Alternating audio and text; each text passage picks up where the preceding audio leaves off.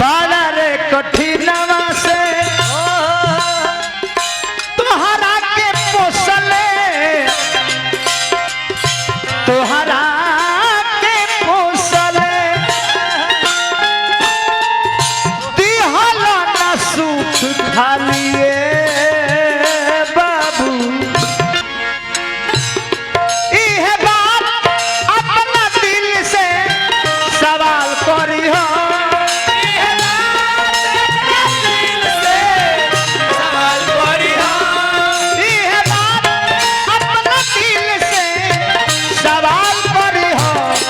जे जनमिया दिहल उन्हों के ख्याल करिया जेकर माई बाप धरती पर बाड़े जीवित बाड़े उस भाग्यशाली बा जेकर माई बाड़ी जेकर बाबूजी बाड़े उनका का करे के चाहिए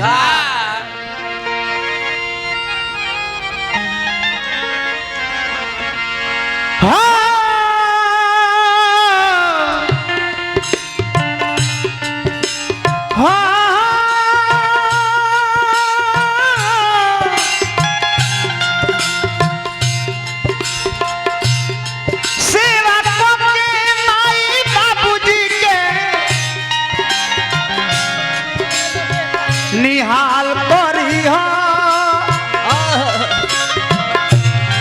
सेवा माई बाबूजी के निहाल करी हो रणधीर भैया जे जनमिया दिहल उन्हों के ख्याल करी हो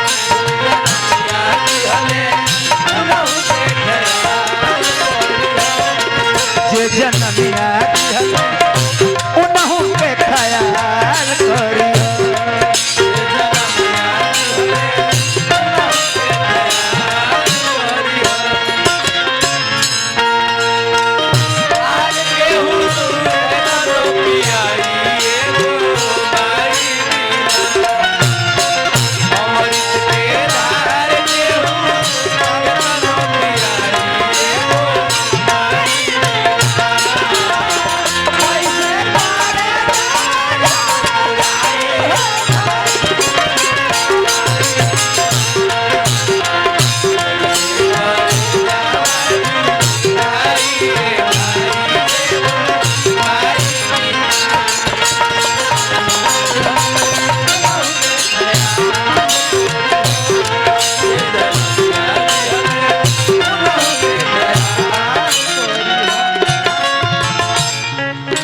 जन्म दे बा हमने के जे पोस पाल के सयान कैले बा उनका पर ख्याल रखे के बका है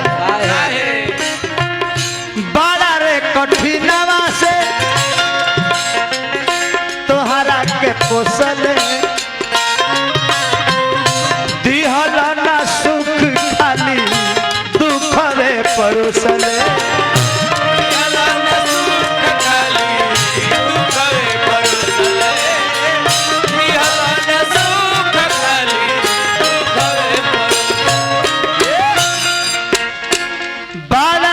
कठिनवा से तोहरा के पोसले तोहरा के पोसले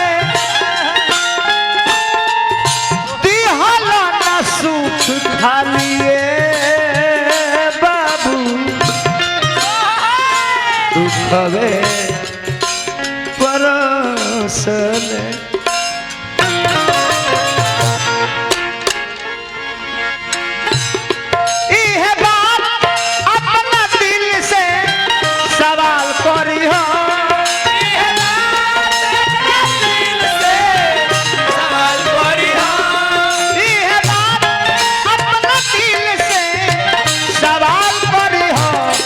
जे जनमिया दिहल उन्हों के ख्याल करिया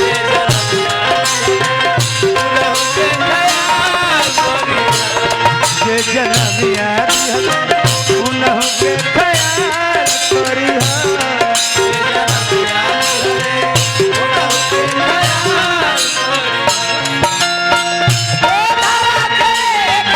दिया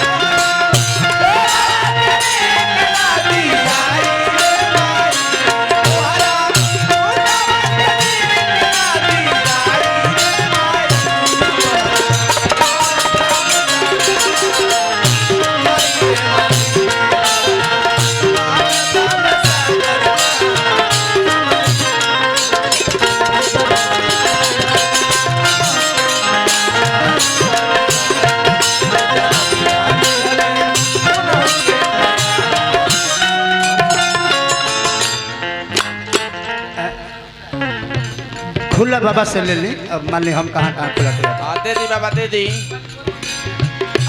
जब करता संजीत राय जी 100 रुपए के पुरस्कार देने 200 अब फिर जब करता संजीत राय जी 100 रुपए के पुरस्कार देने बने जी जन्मिया दिहले ओकरो के ख्याल करी हो। बाकी भैया दुख के बात है बा जे जन्म देता जे पोसता जे सियान करता मेहरारू के आवता लड़का लोग के पाना पलट जाता लड़का लोग माई बाप के भुला देता। बाकी का करो है देखिए एगो बात हम कहे जाते हैं खाली और कहती संगीत भैया से संजीत भैया पुरस्कार दिले बने 200 रुपए के हार्दिक अभिनंदन बा। हाँ ए महाराज माई बाप के सेवा 5 गो बेटा बाड़े तो 5 बेटा मिल के ना करी है एक आदमी पर छोड़ दी है। बाकी माई बाप के मुहला के बाद लोग का करेला धानवा गहनवा लगल अपने से बाटे अपन पेटवा भर लिहल माई के नाटे हो अपन पेटवा भर लिहल माई के नाटे हो।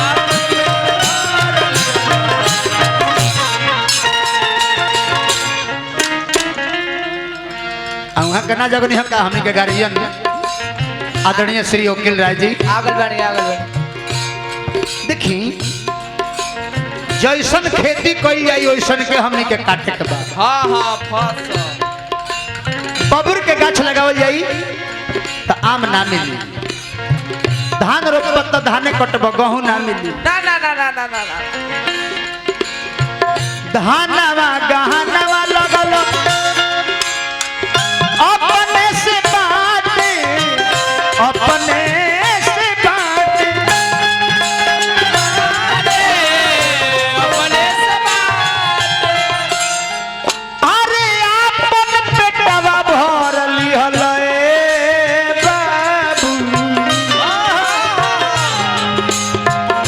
माई के ना आते माई के तो ममता ऐसा हो विश्वास ना होके जब करता संजीत राय जी पुरस्कृत के हार्दिक अभिनंदन बा। छूछे पानी पिए खातिर कहियो चाल करी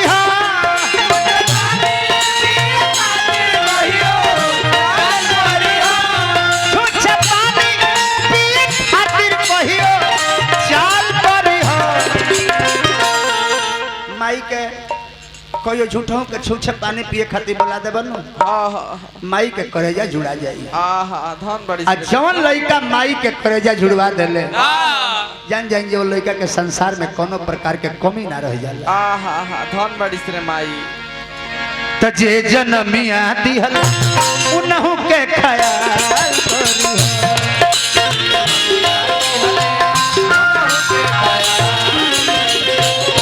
जे जनमिया दिहल उनहु के ख्याल करिहा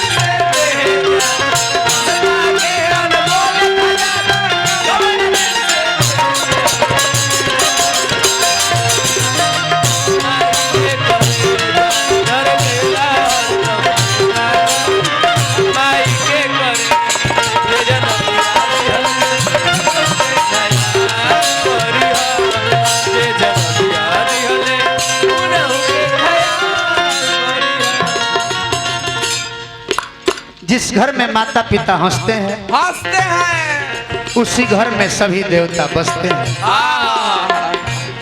और जिस घर में माता पिता रोते हैं उस घर में कोई देवी देवता नहीं होते खाली भूत पिचास रहता है। ऐसे ये से सब भैया लोग से आग्रह करो जय हो जेकर माई बाबूजी धरती पर बड़े जीवित बड़े समय से खाना, समय से इलाज, समय से कपड़ा, सब कुछ दे। कहे कि 3 गो चीज इंसान के जीवन में एक बेर मिलेला। कौन कौन? जवानी एक बेर मिलेला। जवानी ढल जाई, बुढ़ापा आ जाई, केतनो घी खइबो, काजू किशमिश बादाम अखरोट खइबो, जवानी लौट के ना आई। कबो ना दूसर का इज्जत, कपड़ा के दाग धोआ जाई, बाकी इज्जत में एक बेर दाग लग जाई। तो दुनिया में कोनो साबुन, कोनो सर्फ नहीं बनल जे इज्जत के दाग धोआ जाए। ऐसे इज्जत मिलता, मान सम्मान मिलता, तो के जोगा के रखे के बा। तीसरा माई बाप जिंदा बाड़े,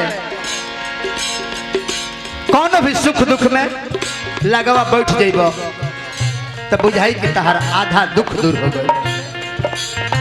तो माई बाप जिंदा बाड़े, जोगाली जियाली जितना दिन जियत करे ना। तो माई बाप के रोबल बाबू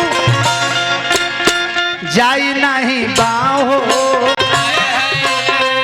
अपना पर परी तहिया चली नहीं दाओ।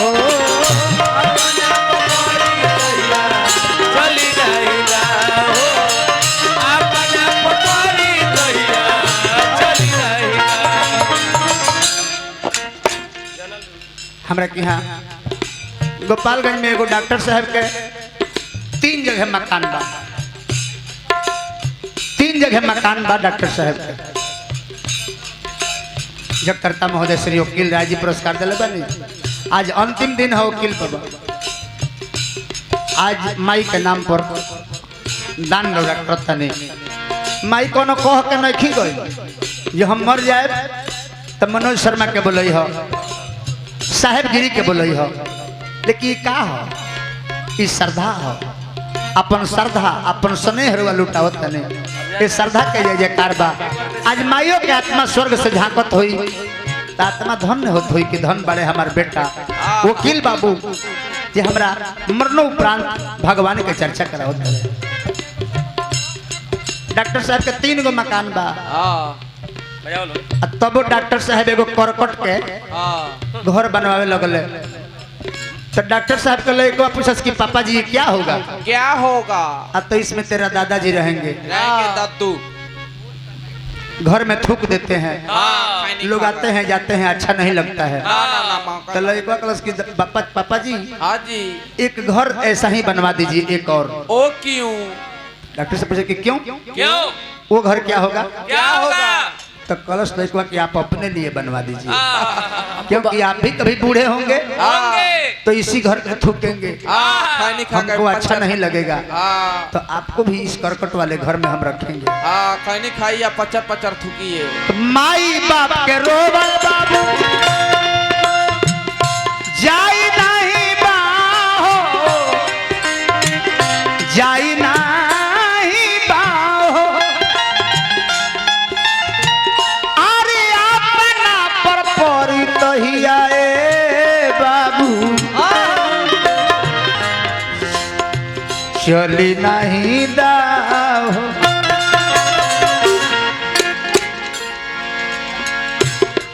ऐसा गलती नहीं दिया विशाल करिहा,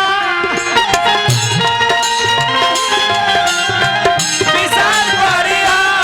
ऐसा गलती नहीं दिया विशाल करिहा, जे जनमिया दिया उन्हों के खयाल करिहा।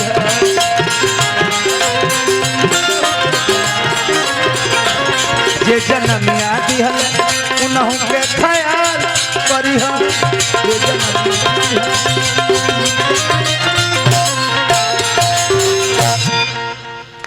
तो हम अब जा जय बोली संपन्न करता नहीं।